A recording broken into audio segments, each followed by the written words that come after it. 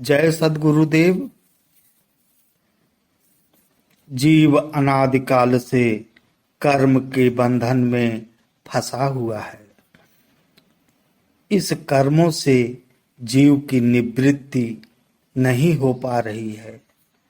यही कारण है कि जीव का आवागमन बना हुआ है। यह संसार कर्म से ही निर्मित है। यह शरीर भी कर्म से निर्मित है। इस जीव के साथ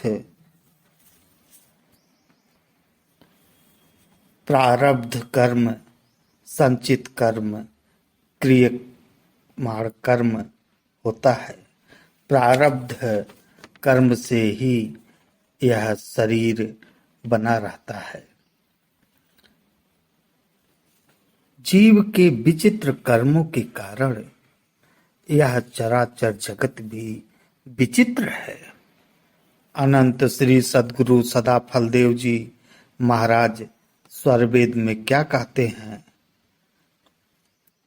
कर्मन की अज्ञान की जड़ चेतन की ग्रंथि, बंधन में सब जीव है तीन प्रकार की ग्रंथि। यह जीव तीन प्रकार से बंधन में है। पहला बंधन अज्ञान का है। अज्ञान क्या है?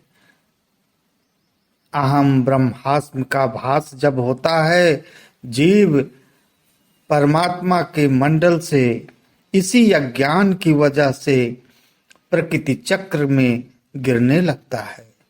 दूसरी ग्रंथि क्या है? जड़ चेतन की। जैसे जैसे जीव का पतन प्रकृति की तरफ होने लगता है, तो आत्मा के अंदर यानी जीव के अंदर प्रकृति का गुण आने लगता है, यानी उसके अंदर तीन गुणों का प्रभाव पड़ने लगता है। वह तीन गुण क्या है प्रकृति के? सत रज तम। तीसरा बंधन क्या है? कर्म का। कर्म वही है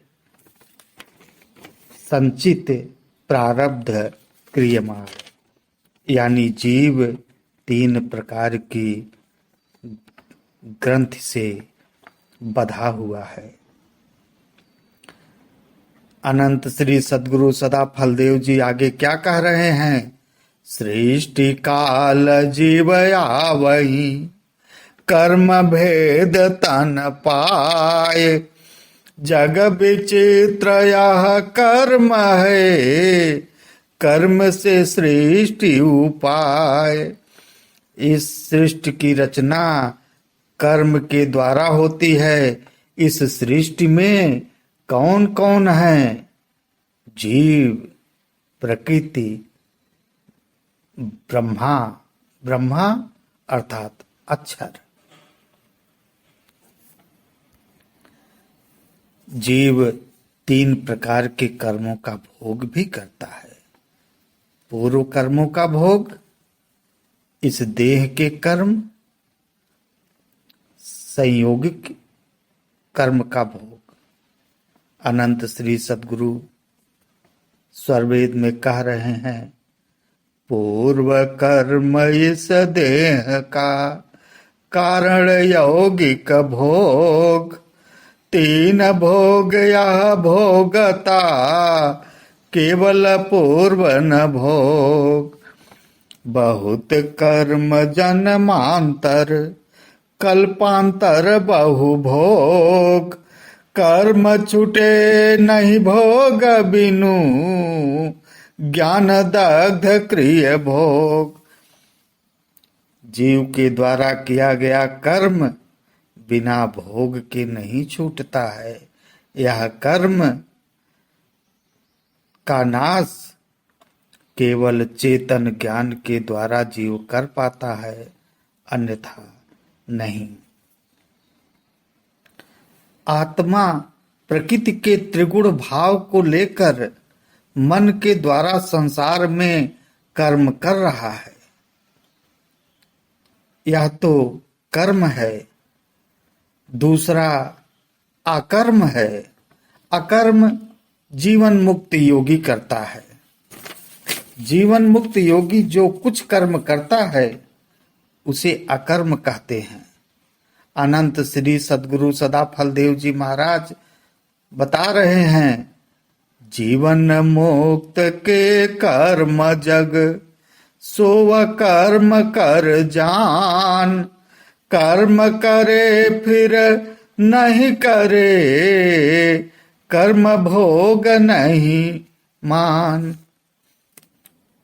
कर्म कीच फासे नहीं, जीवन मुक्त भव माहि, देव सदा फल धन्य है, सो दुर्लभ जग माहि।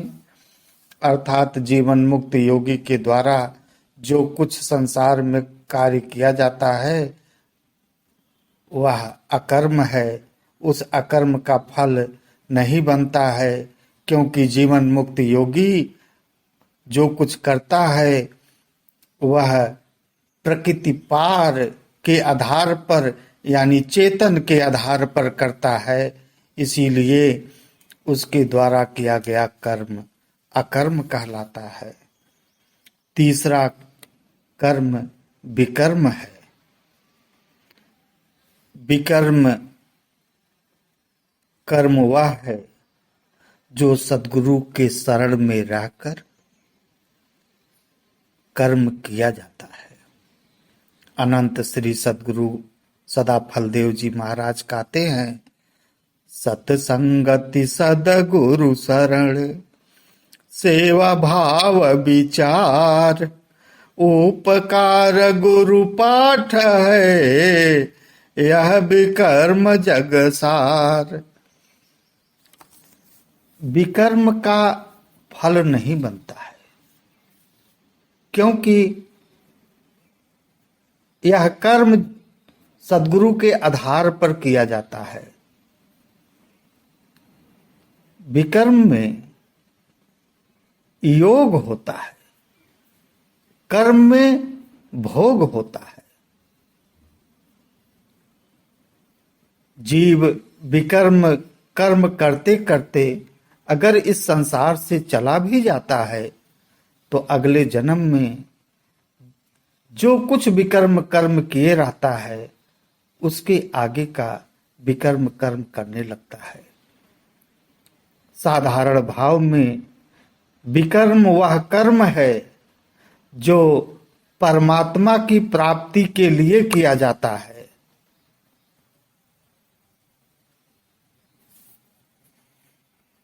इस जन्म में परमात्मा की प्राप्ति के लिए जो कुछ कर्म किया है, जीव अगले जन्म में उसके आगे का कर्म करता है। विकर्म का फल नहीं होता, विकर्म में योग होता है। कई जन्मों तक विकर्म करते करते जीव सद्गुरु की दया से मुक्त भी हो जाता है। कर्म की गति अगाध है। कर्म बंधन है। इस कर्मों से छूटने का उपाय क्या है?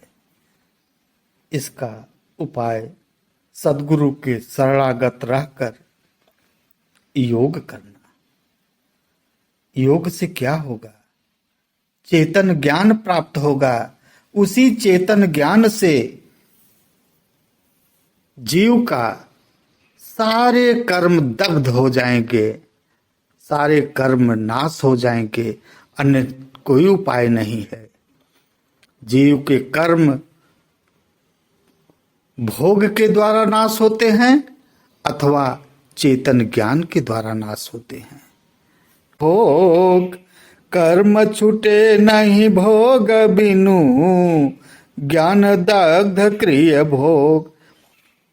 कर्म के छूटने का उपाय है या तो उस कर्म को भोग लिया जाए तब उसका नाश होगा, अथवा